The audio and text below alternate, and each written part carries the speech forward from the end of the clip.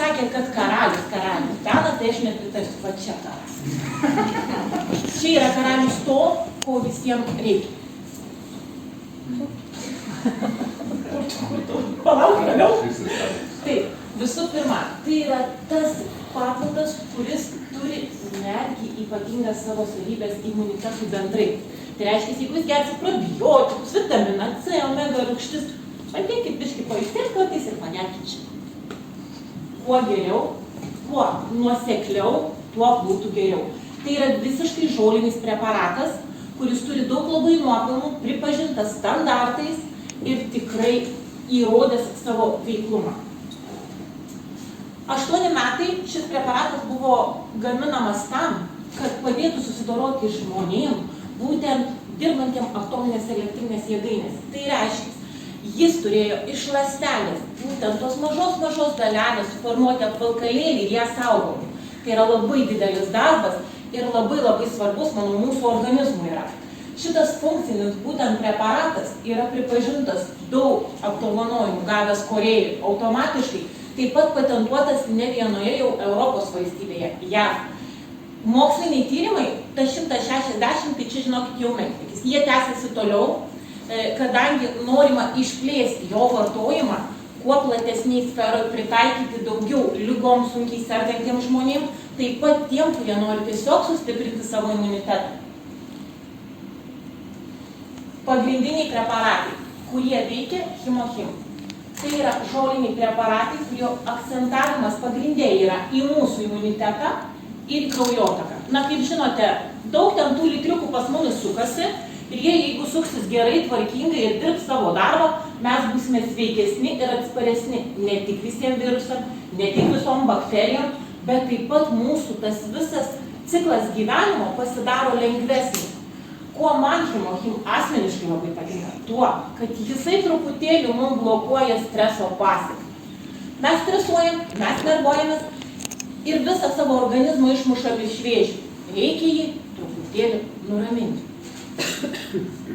Sakė reikia. Taip, dabar būtent vartojimas. Vartojimas yra pakeliuose, kurie yra pakankamai smagios tos kios konsistencijos, nežinau, kažkas pas mane praeitam seminarė gyrėsi, gali gerti vieną. Didvyriai, palaikau, dėja man vartojimas jo vieno nelabai tinka, aš būtinai skiedžiu vandeniu arba į kokį gėrimą. Į gėrimą reikėtų tada traktuoti taip, kad gali skonis pakeisti gėrimo tikrai žymiai. Vartoti pradėti rekomenduočiau po vieną. Žiūrėti, kiek jums trūksta, kiek jums reikia ir ką jūsų organizmas apie tai galvoja. Galima po 2. Ypač jeigu grįžot po darbo, vaikai nervuoja, darbas nervuoja, visi nervuoja, pasiėmėte vietoj vandens stiklinės, susidėjote išgėrėte. Bet ant sąžinės bus ramiau, kad jūs dėl savo organizmo labai stengiatės. Toliau. Taip, dėl ko, ką veikia? Suprantat, labai yra sunku šitą preparatą priskirti prie vienos sistemos ir pasakyti. Padeda imuniniai sistemai. Mūsų imuninė sistema tai dalelė prie dalelės, dalelė prie dalelės. Tai reiškia, kad veikia visą mūsų konstrukciją. Veikia kraujotaką, veikia tuos, kurie serga lėtinėm ligom. Taip pat padeda susikaupti, padeda malšinti stresą. Lygiai taip pat, jeigu jūs pavargot nuo visko, nuovargio netgi simptomus mažina. Taip. Čia galima truputėlį plačiau gal matyti apie rezultatus, ką būtent padeda. Bet gal auditorijoje yra žmonių, kurie mieliau pasidalintų savo įspūdžiais, savo būtent vartojimo, kas vartojo ilgesnį laiką pasiekmėm ir taip toliau. Yra norinčių? Visi. Niekas nevartoja? Aš ne savo, bet galiu, aš tai naudoju, bet kažkaip aš profilaktikai daugiau. Bet, pavyzdžiui, galiu pasakyti, kad artimas gan žmogus naudoja ilgą laiką, jam pripažino lėtinę leukemiją, kaip tik tuo momentu, kaip aš jau su atomu susipažinau, tai viskas, kaip sako, pasitikrinimų nebūna. Tai va, aš iš karto sakau, kas čia, aš paskaičiau labiau apie jį, vis sakau, reikia. Tai va, tai dabar nepesniausiai skambino, tai bet tik tai prašiau ir dar neišinėtų tyrimų, tiesiog irgi pasidalinti tiksliai, kiek dabar stabilizavėsi kraujo tyrimai, laimingi, paskambino, kaip vienu žodžiu, nes labai dažnai seka tą kraujo tyrimą, tai dabar labai gerai stabilizavėsi, viskas yra norma. Tai ilgą laiką vartoja, rekomenduoju. Tai va, kiek galiu, kas dar nedrįsta viešai pasisakyti, bet galima būtų teikti tai, kad būtent labai tvarkingai skatina žaizdų gijimą, jeigu yra žaizdos, kurios sunkiai gyja, jos lengviau gyja, taip pat labai gerai reguliuoja kraujospūdį. Jeigu pastoviam vartojime susidėjus būtent seka ištisinę vartojimą, labai žemina kraujospūdį.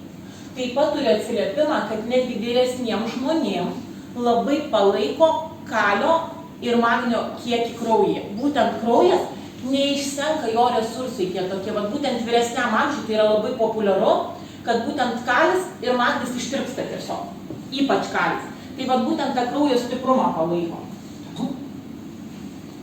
Dėl eksperimentų. Aš čia labai tokią įdomią informaciją gavau, kad kadangi tai yra preparatas skirtas žmonėm, jiem apsaugoti, jų imunitetą palaikyti, kad sveikatos būklė būtų kuo stipresnė. Deja, po truputį korėjų prasideda netgi žiūrėjimas į tą pusę, kad preparatą būtų galima naudoti tiek ir veterinariniai netgi srityje, būtent gyvūnam, kurie turi lėtines sunkias ligas. Ir kol kas rezultatai pas juos kaip ir teigiami, tik jie kol kas nenori pateikti daug informacijos, nes kaip jūs žinot, kadangi tai yra labai sertifikuotas reikalas ir sertifikuotas preparatas, negali padaryti jokios mažiausios klaidos. Pas mus medicina truputėlį lengviau žiūri į šitus visus maisto papildus, dėja čia taip nėra. Tai va, kas dar? Šį preparatą taip pat rekomenduojama, jeigu jau geriat Himohim, tai negerti jokių grybų preparatų, kuriuos, manau, pakankamai populiaru pas mus, ir ženšenio. Nes kadangi jo sudėtyje tai yra kažkiek ir jisai būtent tai funkcionaliai veikia tuos pačius resursus. Tai nereikia dubliuoti, nes tada jūs tiksliai nežinosite, kuris preparatas jums geriau padėjo. Sertifikatų, kaip matot, daugybė. Kažką noriu tą gražų sertifikatą pamatyti. Kaip tik ne per seniausiai Atomic Himohim gavo kokybės patikrinimo sertifikatą, kad atitinka įmanomus turbūt aukščiausius kriterijus dėl būtent informuoto pasitikėjimo sertifikato. Tai reiškia, kad visas tas nuopelnas, ką įgijo, kuo buvo sertifikuotas, apdovanotas gaminys, dar turi patikimumo faktorių. Kaip ir viskas,